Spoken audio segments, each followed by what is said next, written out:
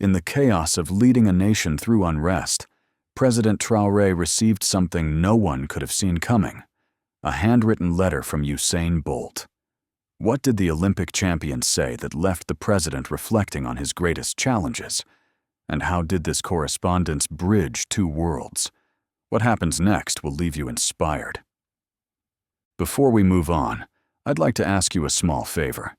If you appreciate this content, please take a second to like this video and subscribe to the channel. Over 98% of you watch the videos without subscribing. It costs you nothing, but it makes a huge difference to us. So, did you click the subscribe button?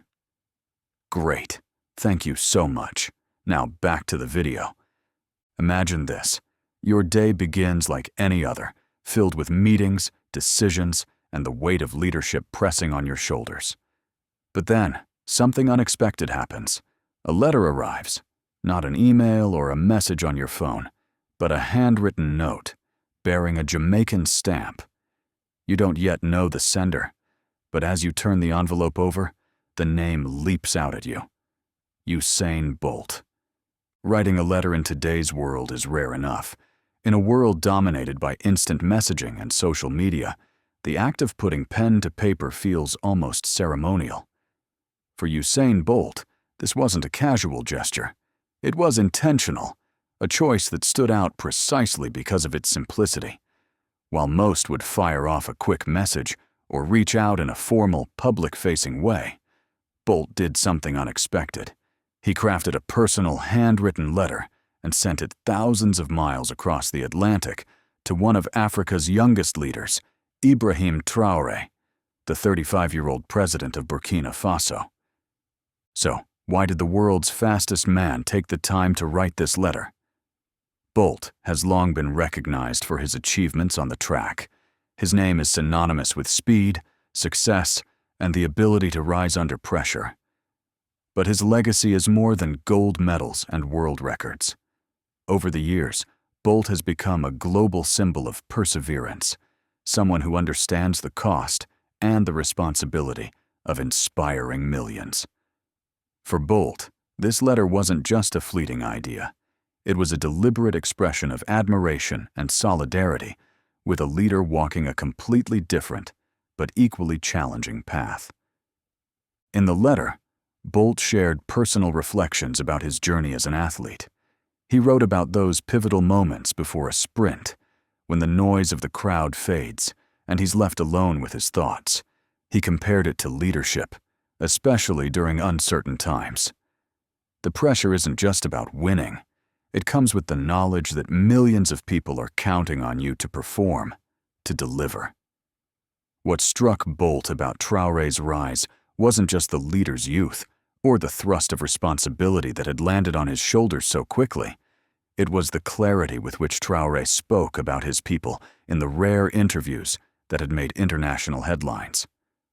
Bolt admired his ability to put his country's struggles and hopes above his own ambitions, drawing parallels to how Bolt viewed his own role as an Olympian, representing not just himself, but all of Jamaica.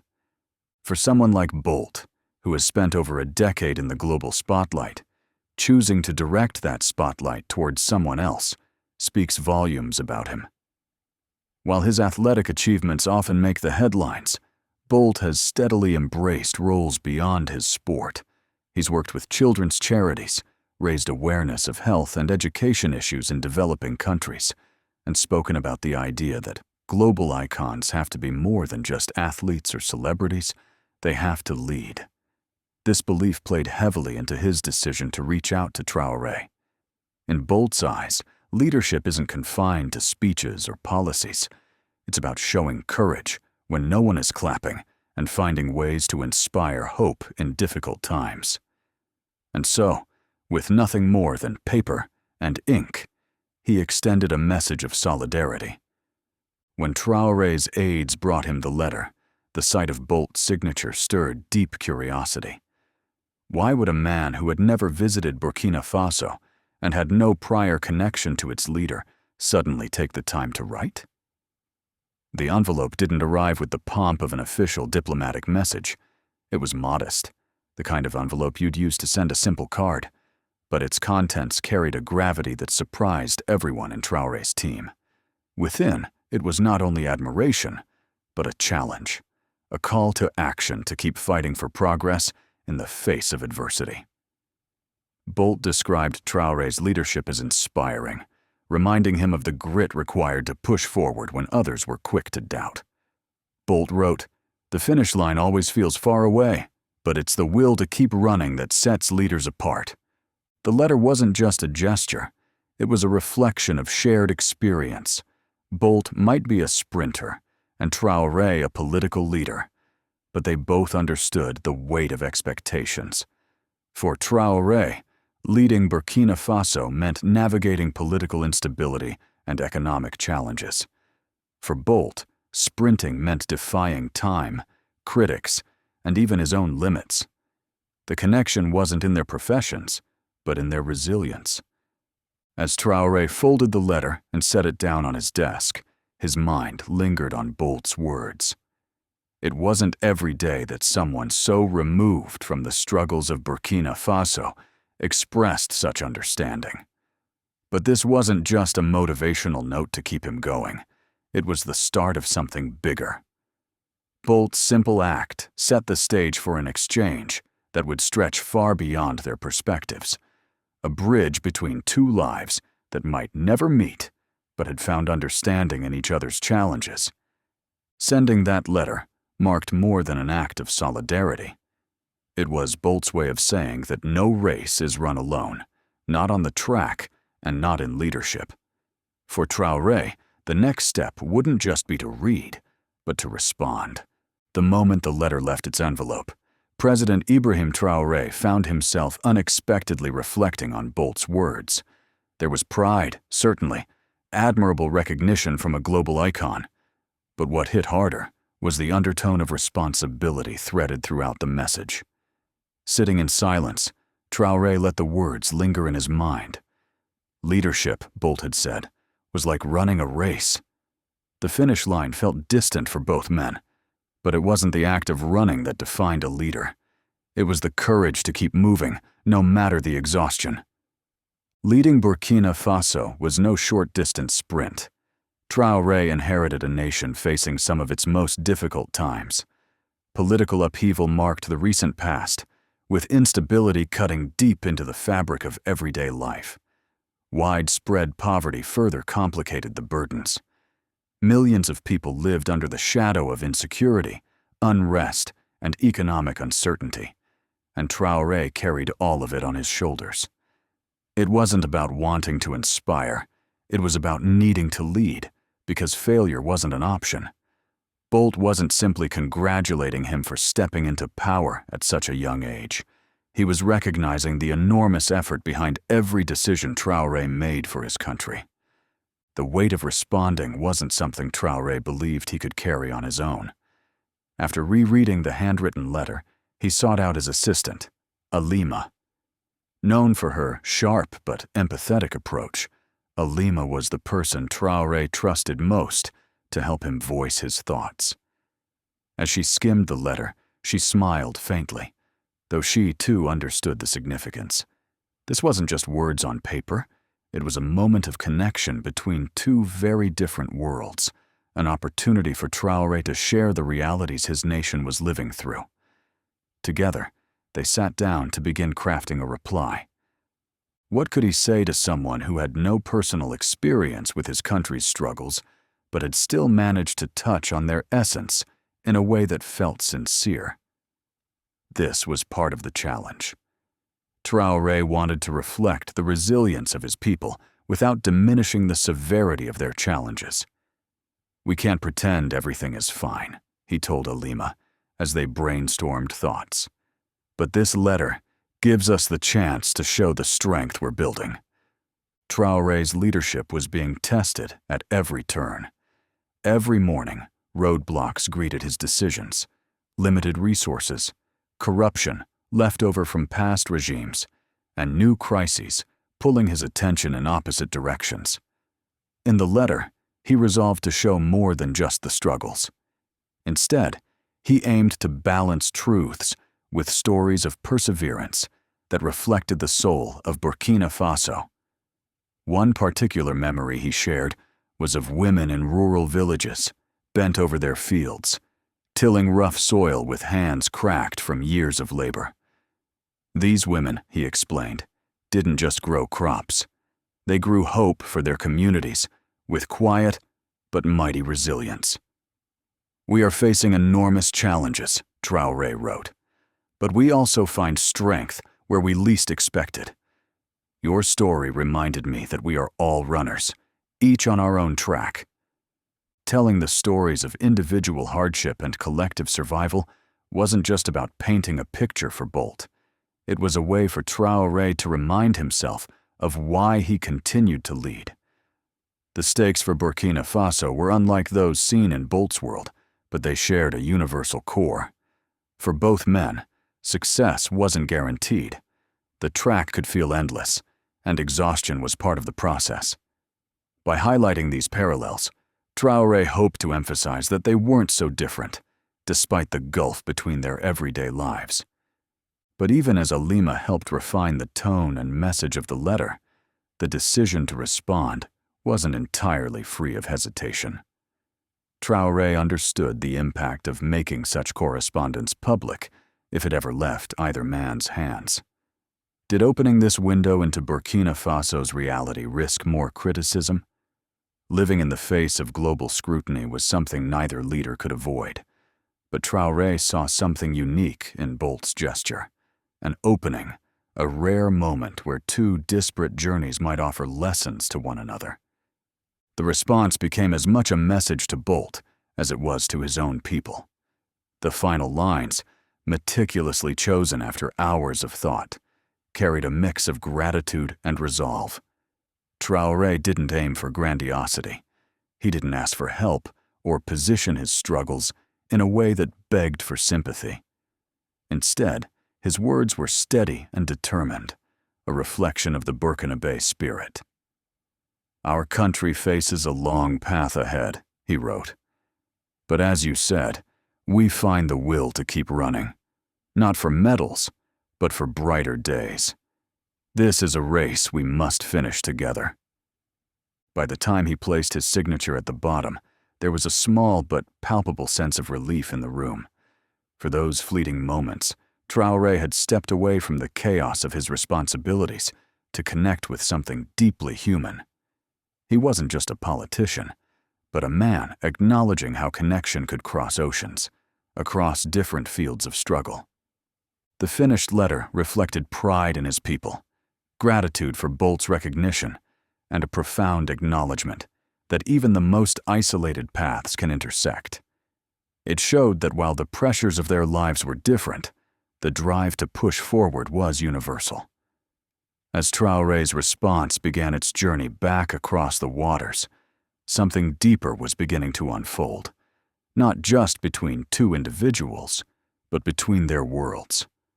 What happens when two individuals, separated by thousands of miles and entirely different worlds, discover a connection they never imagined? That is exactly what unfolded as Ibrahim Traoré's reply made its way back to Usain Bolt. The letter, honest and unwavering, didn't try to shield its reader from the weight of Burkina Faso's struggles. It resonated because it was both sincere and human, reflecting a young leader's vision for a nation fighting to rise above hardship. When Bolt read Traoré's words, he didn't just skim it or pass it along as a diplomatic courtesy. He sat with it. He let it sink in.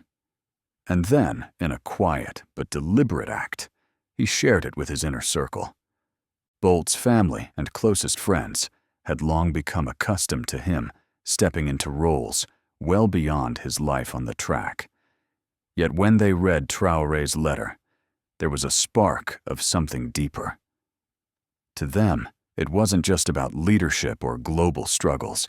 It was about how two journeys, as different as they seemed, could mirror and magnify each other. Traoré's description of Burkina Faso, from its beauty to its battles, clung closely to Bolt's own reflections about his country. How Jamaica, while celebrated for its athletes and music, lived through its own trials of inequality and systemic challenges. As Bolt passed the letter around, he began to see its quiet power. This exchange wasn't just personal. It carried the potential for something bigger. Traoré's letter described moments of resilience that struck a chord with Bolt. One particular passage about protests in the streets of Ouagadougou stood out. Traoré recounted the determination of young people marching peacefully, carrying homemade banners as they braved heat and uncertainty, simply to make their voices heard. For Bolt, their struggle reminded him of something intangible, but all too familiar. The long hours of training, the days when exhaustion felt unbearable, the constant background hum of doubt from others. Leadership, Bolt realized as he reread the words, wasn't entirely unlike sprinting. Whether it was millions watching an Olympic final or citizens pressing for change, the energy of those around you could either paralyze or propel you forward. He shared this reflection with a close friend, Marcus, telling him, "They're not running with shoes or for medals. But that's where the strongest kind of speed comes from." As Bolt shared these thoughts publicly for the first time, it became clear how much this exchange of letters had affected him. He admitted in an interview, "He taught me that true speed isn't physical. It's how quickly we act to change the world." For Bolt, this wasn't hyperbole. The simplicity and raw honesty of Traoré's reply gave him new clarity about the influence he held. The personal connection was undeniable, but the underlying meaning, that shared humanity could transcend such unimaginable differences, was what truly stuck with him. Behind the scenes, the ripple effect of their correspondence was quietly expanding. On Traoré's end, Alima had begun viewing her everyday responsibilities differently. As someone tasked with writing, organizing, and managing communication for a leader, her role often felt like endless background work, detached from real impact. But her involvement in crafting the reply to Bolt had shifted something. She began to see herself as part of a much larger narrative, one in which even the smallest contributions could build extraordinary bridges. "Maybe this is how we build bridges," she later told a colleague. On Bolt's side, Marcus became relentless in his belief that Bolt needed to pursue even broader platforms for global change. Their conversations shifted as Marcus pushed him to see how his fame could open new doors to advocacy. While most of this exchange happened quietly, between two men in their inner circles, the world began to take notice. Reporters picked up on the story as whispers of the letters crossed continents. For many, the sheer rarity of such an exchange was enough to make headlines. A retired sprinter reaching out to a sitting president wasn't exactly a frequent occurrence. But the deeper narrative, the themes of hope, persistence, belonging, and the crossing of cultural and personal barriers, was what truly captivated people. Pieces in newspapers and magazines began analyzing the letters as a form of human diplomacy, a term not often seen in discussions about athletes and politicians. Here, though, it seemed appropriate. Their exchange of words carried more diplomatic significance than countless formal agreements ever could. It was raw, it was real, and it inspired. In Burkina Faso, Traoré found his people responding to the story in ways he hadn't anticipated. When he began referencing Bolt's words in his speeches, they resonated deeply. By calling attention to how even the most unexpected connections could spark hope, Traoré began fostering a fresh sense of solidarity among his citizens. People on the streets of Ouagadougou spoke of their president with renewed respect, not just as a leader wrestling with political instability, but as someone capable of uniting struggles, even across oceans. Meanwhile, in Jamaica, young athletes found inspiration in the tale. Bolt had always been a symbol of national pride, but this exchange redefined what his legacy could mean. Coaches and parents encouraged kids to think beyond running records. When Bolt spoke about how leadership transcended borders, it planted seeds in communities both at home and abroad. The shared humanity between him and Traore became something ordinary people could latch onto, a testament to how one act, one letter, could ripple far beyond its origin. Their connection, silent, written, passed across oceans without ever meeting in person, became louder than any speech a stage could amplify.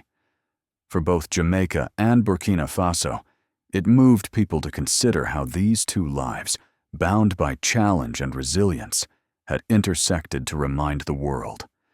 Hope doesn't need a podium, it just needs a place to begin.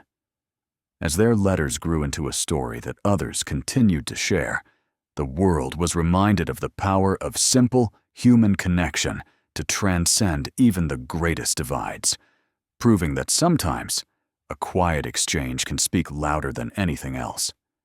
The future does not belong to the fastest or the strongest, but to those who run together, united by the same purpose. This story of Usain Bolt and Ibrahim Traoré reminds us that greatness isn't measured by records or titles. It's found in the ability to inspire, even from miles away. Their letters were more than words. They were proof that connections can spark change in ways we never expect. Sometimes all it takes is one letter to change the trajectory of a life, a nation, or even a movement. How many lives could change if we all chose to connect?